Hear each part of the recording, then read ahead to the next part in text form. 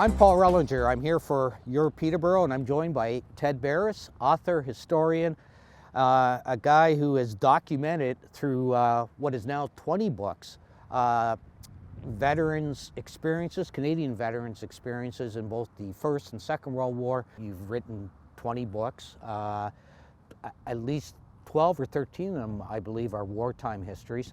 You were born kind of sandwiched in between the Second World War and the Korean War. Yes. I believe Korean War started the year after you were born. This interest in not just history, but Canadians' involvement in that history.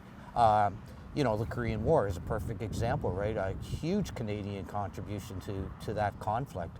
You know, like Canadian stories, they're important to you, right? Absolutely. I mean, that's really what Ted Barris is all about. And the Korea story kind of came out of the blue because it was always referred to as the forgotten war. And I wanted to find out why it was forgotten. And when I realized how forgotten it was, I realized it had to be remembered. And so I traveled. I went all across the country looking for Korean War veterans who were just slightly younger than the Second World War veterans and slightly more plentiful. But they were forgotten in so many ways. The war in Korea was never really called a war. It was always referred to as a policing action. That's because anybody who had any control over the troops who went to fight in Korea didn't want to escalate it into a third world war. So the Korea veterans were always sort of diminished by the reference to its being a police action or a UN peacekeeping action and so on. So they were offended by that. It was a hot shooting, ugly war, and something like about 30,000 Canadians stepped up, volunteered, and rotated through the Korean War experience for tours of duty there and suffered 517 deaths of Canadians in Korea. And so I was hooked by the need to tell that story, explore it, and try to make it unforgotten but remembered. And as I traveled the country, I probably talked to 300 or 400 Korean War veterans. And then wonderful thing happened. I found that there was a subterranean group of Korean War veterans who had gathered memoirs, details, letters, correspondence, service records, and it doubled my research library just like that. And so I had all this great material. And my book, Deadlock in Korea, became so well respected by the Korea vets, they said, this is the book Canadians should read if they want to know our story. And you mentioned a number of Canadians that served in Korea, and a lot of people don't know and probably need to be reminded that there were a fair number of Canadians who served in the Vietnam War as well. Yeah, it's not an area that I know too much about, but I've heard figures anywhere from 40 to 60,000 Canadians who volunteered, went to the States, got involved in a number of regiments and in the Air Force and so on. One guy I met when I was doing my book about the medics, he left Winnipeg in search of work, went into Minnesota or the Dakotas or something, and approached the U.S. Air Force. This would have been in the early 60s. He wanted to become a medic so that he could, check that. He wanted to become a technician, electronics, technology, but because he was joining the Air Force as an alien, he was a Canadian, they didn't allow him to have access to the technology. They said, why don't you become a medic? So boom, off he went to Vietnam as a medic, and he served there for 2 tours in Vietnam in some of the hottest days of the Tet Offensive. In 1967, he was there for that. And it was not a particularly glorious career, but it opened his eyes to the realities of that war. In 1950, Paul Brickhill wrote what has become probably one of the best known wartime histories ever, The Great Escape. 1963 became a blockbuster movie, which is still one of my favorites, with Steve McQueen and all the rest. But of course, the movie version, if we were led to believe what it tells us, Canadians' involvement in The Great Escape was pretty much glossed over. It wasn't even mentioned, really. And yet, you know a different story, and you wrote about it as well. It's a funny, again, you trip over a detail, and it's like the thin edge of the wedge. I went to school with a guy named Chris Pengelly. Again, living in Agincourt, small community, you got to know everybody. And Chris and I would go to school, and I didn't realize his father, Tony Pengelly, had been in The Great Escape. Oh, wow. And it turned out, when I met up with Chris many years later, Remember the character in the movie, Donald Pleasance, the actor? The forger. That's right. Yeah. And in fact, he was the only member of the cast in the 1963 movie who actually had been a POW, shot down and at Stalag Luft 3 or one of those camps. In any case, Tony Pengelly, Chris's father, turns out was the real forger. He was born in Truro, Nova Scotia, grew up in Weston, Ontario. After school, he got on a cattle boat, went to England, became so familiar with every form of aviation in the Royal Air Force, got shot down in 1940, ends up at Stalag Luft 3. He was a master in photography, lithography, all the ographies. He became the master forger and involved in doing all the documents that the escapers in the Great Escape would need once they got out of the tunnels and were racing across occupied Europe to essentially help them get through checkpoints and railway stations and so on. All those forged documents were essentially led by a Canadian. Of course, the movie doesn't say that at all. Donald Pleasance is British. Why is it important in your mind that Canadians know Canadian stories? We don't brag as Canadians. We're not boastful. And having interviewed thousands of Canadian veterans, I've always been respectful and admiring the fact that Canadian veterans never bragged and never boasted on the bodies of their comrades. In the United States and Britain, it was much more of a flavor of we were heroic. Remember that. Mm-hmm. Celebrate that. Mm-hmm. Canadians were more subtle, they had a greater sense of the horror and loss of war, and they were not encouraged to talk. We were always known as peacekeepers, not as warriors, and yet we were warriors. And so that history has taken a long time to come out, and it takes a little bit of encouragement and nudging and pushing. And once the veterans, thousands of whom I've interviewed, get a sense that you respect their understanding of the loss as well as the victory, they begin to open up. And then you look for the avenues of research and connection in an interview to get them to reveal more than maybe they had anticipated. Mm-hmm. They sometimes cry. I cry with them. It's very emotional. It's very revealing. They don't feel as vulnerable talking to a stranger such as myself versus their son or daughter, and more of the details flow, and then you learn what they did. Your 19th book, Ted, is titled Rest of Danger. A little bit more personal for you. It involved, I guess, was kind of based on the experiences of your father, who was a medic in the Second World War, served particularly in the Battle of the Bulge in Belgium in late 1944, early 1945. A little bit more personal for you in terms of being more emotional and more difficult to write because it did involve your dad? As a journalist and a broadcaster, you know you've got to divorce yourself from the subject. You cannot use the word I in your reporting, generally, unless you're doing an editorial. Yeah.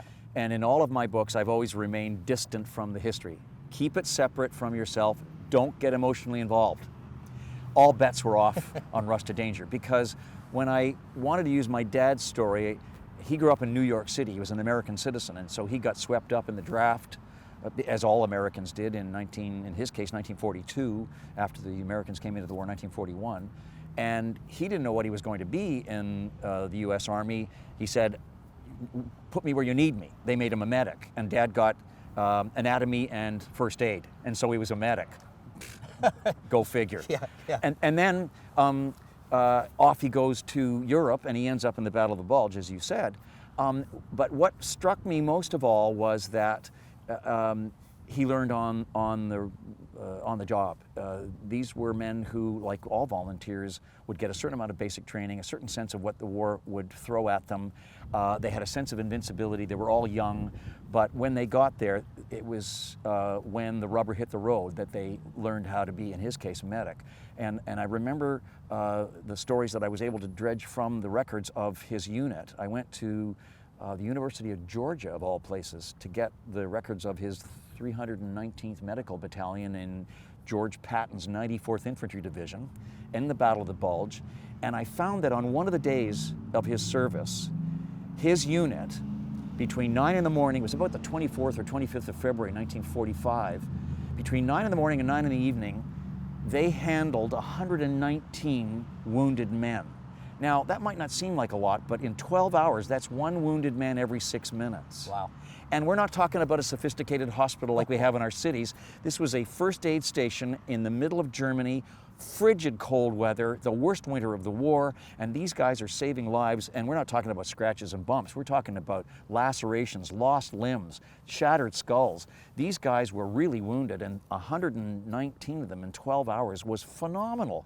And how my dad ever did that, how these men coming out of civilian situations into that, the strenuousness, the intensity, the bizarre nature of the war, was miraculous that they pulled it off and survived and didn't come out of it totally destroyed traumatically.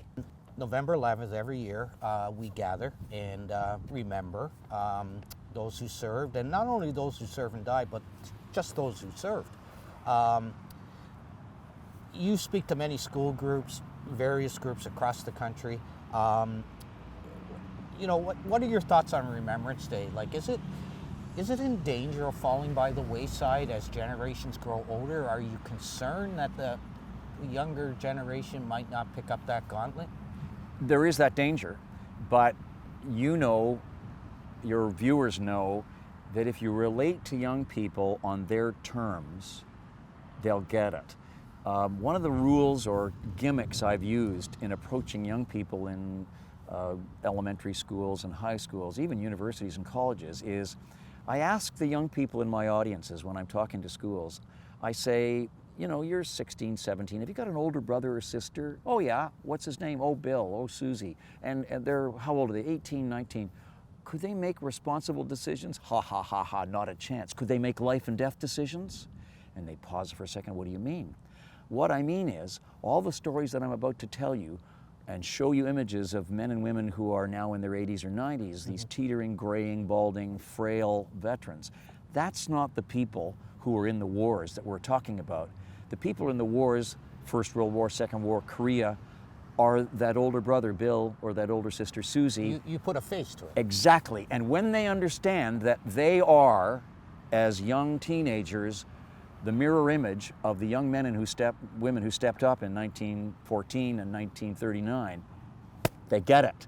And when you keep it in that context, they understand that remembrance is not about a distant generation, it's about young people of a generation who did what they did and should be remembered. And when they see themselves, it has more meaning, it goes deeper, and they never forget it. And as so many of the communities in Ontario and across Canada are now doing, they're taking young people to Europe, to the battlefields, to Vimy, to see Walter Allward's sculpture like the one we're sitting in front of, to go to the battlefields in Belgium and France and in Italy and in other places, the Netherlands in particular. If they walk that ground and have that same sense of, it is I who is here, not somebody I have no connection with, they are changed forever. The kids come back from these experiences never ever forgetting. As Remembrance Day nears, what's your message to people? Put a few minutes aside, take the time. I mean, like how passionate are you about it that people attend ceremonies? Very. I think the worst thing that can happen in this country is to make Remembrance Day a holiday. Because everybody will leave what they do, their jobs, their homemaking, their regular lives, and they'll go to the mall or they'll go to the movies. Let's make Remembrance Day just a normal day until mid-morning, and let people then have time away to go to this cenotaph or whatever one is closest, whatever commemorative service is closest, and have time to meet whatever veterans show up. And now they're younger men and women now coming from Afghanistan and Iraq and Bosnia and so on. Instead of making it a holiday, make it a Remembrance Day in the truest sense, so that they spend time thinking about what the day means, and then engage whoever is there, the veterans or the sons and daughters or the grandsons and granddaughters of, and then make it meaningful so that it goes deeper than just standing silent for a minute in the middle of a holiday. Sometimes we never know what to do, right? In many situations. Is it appropriate, Ted, to say thank you to a veteran? Absolutely. The smiles on their faces when they recognize that that person is saying, I know what you did. I appreciate what you did. I recognize it was probably hurtful. You probably lost someone or something. And if you say thank you to that person and they hear it and they feel it, it's worth the entire day for them. Yeah, just knowing someone cares, right? It means a lot. I've been to many of the ceremonies at Juno Beach, a few of the ceremonies at Vimy, some ceremonies in the Netherlands in Apeldoorn, and when you see citizens today, young people, weeping, realizing what the men who went through that experienced and the loss they experienced. I'll never forget walking through the streets of Apeldoorn, waiting for the event on VE Day to happen. In the Netherlands, it's the 5th or 6th of May, because that's when the Netherlands was liberated. You go through the streets and all these people are lining up for the parade through the city, and there's nobody even a half an hour before the event. Then minutes before 11 o'clock, when the parade begins, hundreds of thousands of people come out of the buildings. They're lining the streets, and they're there. Some of the adults are holding their kids up to be kissed by the veterans, or tossing tulips into their jeeps as they pass by those who are left. I mean, it's very emotional. It's an expression of thanks, of gratitude, and that for the veterans and for those of us who watch this is so meaningful. Ted, your books have done very well. It's hard to classify you as a struggling author. I mean, 20 books, you've done okay.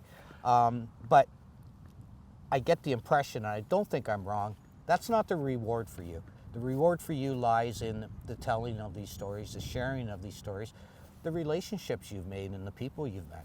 You're absolutely right. Authors are not a wealthy lot in Canada. You don't do it for the money, but you certainly do it for the love of the art and for the success of getting the stories across.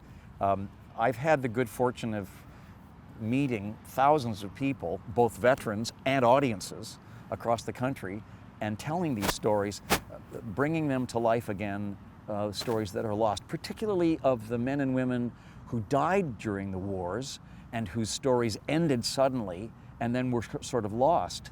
In my current book, The Battle of the Atlantic, I came across the letters of a man named John Burney Dougal. And the letters were in a basement in a Rubbermaid box. And the woman who gave them to me said, nobody in the family wants them, nobody thinks they're of any value. And I opened them up, there were 100 letters that John Burney Dougal had written to his mother, Rachel. He was at sea all year round between 1937 and 1941 as a late teenage seaman.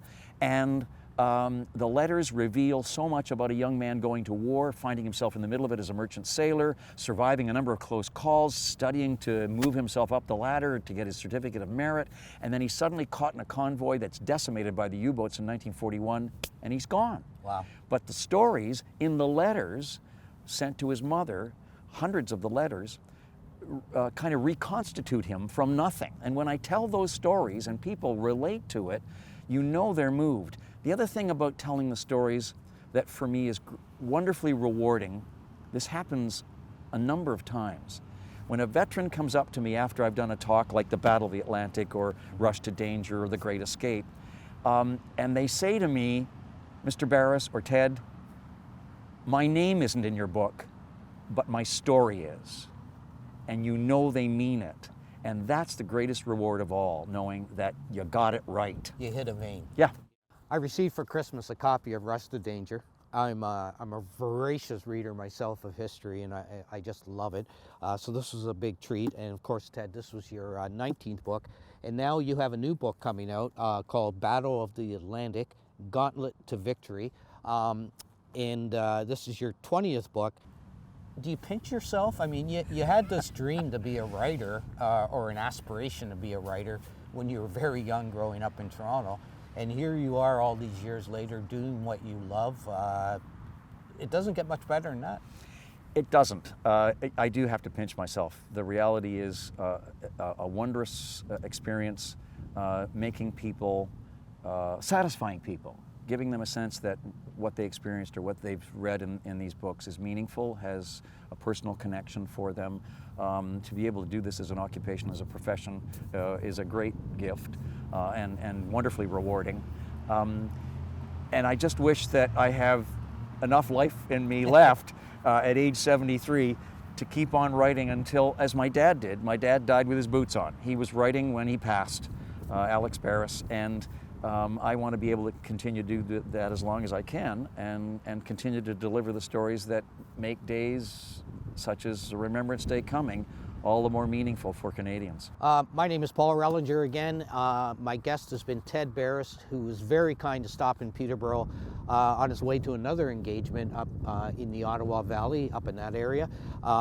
Ted, thank you so much. You know, it's Remembrance Day is something that I personally believe, and I know you share the same thought, is important for Canadians to mark in some way.